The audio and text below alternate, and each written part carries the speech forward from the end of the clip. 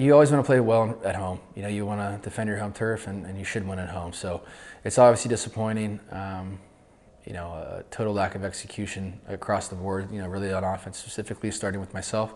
So, we have to play better as a unit. I have to do better as the quarterback. But it's never a fun thing to lay an egg like that in front of your fans. And I think we had the best fans in the league. So, and it's usually a really fun party, and it wasn't the other night. It's not often that we open with a loss or lose at home. So, yeah, a double whammy. I said right after the game, and I'll maintain this, I think I sold the guys short a little bit in training camp.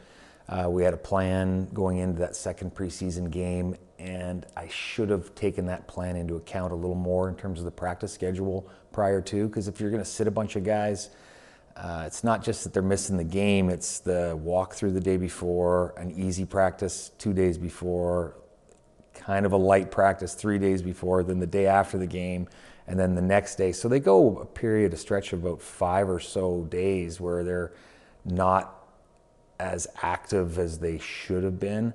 And I should have probably taken that into account more, because then you're on a short week and you're getting them going. But good intentions. I just think my math fell short. So now that we're out of the preseason, that you guys have done week 1, do you guys feel like you got into the regular Bombers rhythm heading into this game? Yeah, you get a regular practice week, and I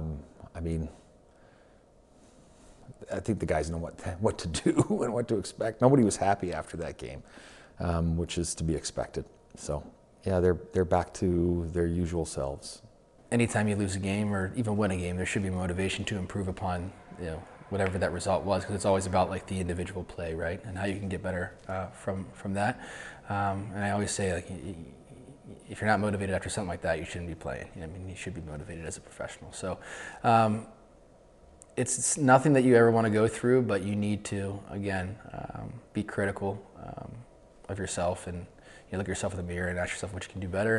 And again, as a unit, it comes down to execution in this game, especially offensive football. All 12 guys have to be on the same page, and for the specific play call to work. So I don't think we needed to really refocus, but it was certainly a wake-up call. Who has the advantage? Him in knowing how your defense has worked in the past, or you guys in knowing how he runs an offense?